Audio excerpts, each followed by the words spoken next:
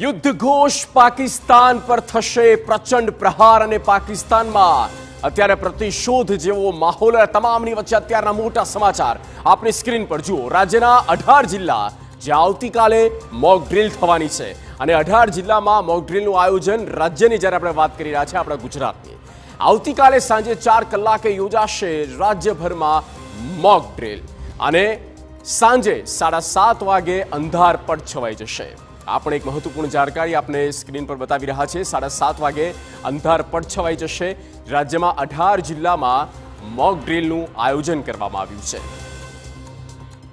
જિલ્લાઓમાં કાલે મોક ડ્રીલનું આયોજન કરવામાં આવ્યું છે। સાંજે 4 વાગે જિલ્લા કલેક્ટર શ્રી વહીવટીતંત્ર અને તમામ ડિપાર્ટમેન્ટ સાથે મળીને જે વાઇટલ ઇન્સ્ટોલેશન છે તેમાંથી કોઈ બી 2-3 ઇન્સ્ટોલેશન્સ પર પ્લાનિંગના આધારે છેલ્લા સમયે નક્કી કરીને તાત્કાલિક ત્યાં સિવિલ ડિફેન્સની જે ગાઈડલાઇન્સ છે એ પ્રકારે તૈયારીઓ અને ત્યાં જે કોઈ લોકો છે તેને એ પરિસ્થિતિમાં કઈ રીતે શું કરવું જોઈએ તેની કામગીરી કાલે કરવામાં આવશે। તો આવતીકાલે જ્યારે કેન્દ્ર સરકારની ગાઈડલાઇન છે, ગૃહ મંત્રાલયની ગાઈડલાઇન છે અને સાયરન વગાડીને દેશવાસીઓને, રાજ્યની જનતાને તેનાથી માહિતગાર કરવામાં આવશે અને સાયરન વાગે ત્યારે શું કરવું તેનું એક મોક ડ્રીલનું આયોજન છે। કેટલીક વિગતો મેં આપને સ્ક્રીન પર બતાવી રહ્યા છે અને આ સરળ ભાષામાં તમે સમજી શકો કે આવતીકાલે શું થવાનું છે। જુઓ, આવતીકાલે સાંજે 4 કલાકે રાજ્યભરમાં મોક ડ્રીલ વાગવાની છે અને તેનું આયોજન છે 3 થી 4 કલાક સુધી એ 18 જિલ્લામાં મોક ડ્રીલનું આયોજન। સાયરન વાગશે સાંજે 7:30 વાગે અંધારપટ છવાઈ જશે। ઘર હોય, હોટેલ હોય કે પછી મંદિર હોય, કોઈ પણ તે પ્રકાશ બહાર ન જાય તેનું માત્ર તમે ખાલી ધ્યાન રાખજો। કોઈએ ડરવાની જરૂર નથી। આ એક એક્સરસાઇઝ છે, એક મોક ડ્રીલ છે અને આ મોક ડ્રીલ દરમિયાન લોકોએ લિફ્ટનો ઉપયોગ ન કરવો, ઇલેક્ટ્રિસિટી જે છે તેનાથી બને એટલું દૂર રહેવું માટે આ એક સર્વસામાન્ય બાબત છે। 18 જિલ્લામાં આ આયોજન છે। પણ સાયરન વાગે ત્યારે તમારે શું કરવું અને સાયરન વાગે ત્યારે શું કરવું જોઈએ, શેનાથી બચવું જોઈએ તેની પણ આપણે વાત કરીએ। સાયરન વાગે ત્યારે ગભરાવાની સૌથી પહેલાં તો કોઈ જરૂર નથી।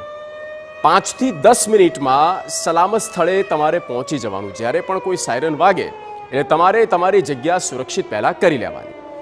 ખુલ્લો વિસ્તાર હોય તેનાથી દૂર રહેવું અને એટલા માટે જ જ્યારે સાયરન બોર્ડર પર વાગતા હતા, જ્યારે 1971નું જે છેલ્લું યુદ્ધ થયું હતું ત્યારે તમામ સૈનિકો પણ બંકરમાં આવી જતા હતા અને આપણે એ જ કક્ષાનું ધ્યાન રાખવાનું છે। એટલે સાવ સામાન્ય બાબત છે કે ખુલ્લા વિસ્તારમાં તમે ન રહેતા। ઘર હોય કે પછી સુરક્ષિત ઇમારતો છે એની અંદર તમે રહેજો। ટીવી, રેડિયો સરકારી ચેતવણીઓ પર છે તેની પર પણ ધ્યાન આપવાની જરૂર છે। સાયરન આવતીકાલે વાગે ત્યારે તમારે બિલકુલ પહેલાં તો ગભરાવાની કોઈ જરૂર નથી। કોઈ બીજી વાત નહીં પણ ગભરાવાની જરૂર નથી સાયરન વાગે એટલે। આ આપણે સામાન્ય બાબત જે છે તે કહી રહ્યા છે કારણ કે આ આખું પ્લાનિંગ થઈ રહ્યું છે। આમ તો ન્યૂ જનરેશનને પણ એમના માટે બધાના માટે નવી જ બાબત છે કારણ કે છેલ્લે 1971માં આ રીતે સાયરન વાગ્યું હતું, પછી ક્યારેય થયું નથી। એટલે આ શું થાય છે અને તેને લઈને કોઈ પણ પ્રકારની બાબતોને લઈને તમારે હેરાન થવાની કે ચિંતાની જરૂર નથી। પણ 5 થી 10 મિનિટમાં સલામત સ્થળ પર તમારે પહોંચી જવું જ્યારે પણ આ સાયરન વાગે ત્યારે। ઘર છે, સુરક્ષિત ઇમારતો છે ત્યાંની અંદર તમારે જતું રહેવું, ખુલ્લા વિસ્તારમાં ન રહેવું જોઈએ। સાયરન વાગશે ત્યાર પછી અંધારપટ પણ છવાઈ જશે। તેના માટેનો પણ એક ટાઈમ નક્કી કરવામાં આવ્યો છે આવતીકાલે સાંજે 7:30 વાગ્યાનો। ટીવી છે, રેડિયો જે સરકારી ચેતવણીઓ પર તમારે ધ્યાન આપવું જોઈએ। ત્યાં તમે એ જે સરકારી માર્ગદર્શિકા હોય કે પછી એક્યુરેટ ઇન્ફોર્મેશન જ્યાંથી આવતી હોય, શું થઈ રહ્યું છે તેની ઉપર તમારે એ ફોકસ કરવો જરૂરી છે, ધ્યાન આપવું જોઈએ। આ સમય પર સોશિયલ મીડિયા પર કે જે ફેલાતા અફવાઓ છે તેનાથી તમારે દૂર રહેવું જોઈએ। એ બાબતો પર ધ્યાન ન આપવું જોઈએ। વહીવટીતંત્રની જે સૂચના આપવામાં આવે છે બસ એ સૂચનાનું તમે પાલન કરો। જે કહેવામાં આવે છે બસ એની ઉપર જ ધ્યાન આપવાની જરૂર છે। 54 વર્ષ થયા છે અને 54 વર્ષ બાદ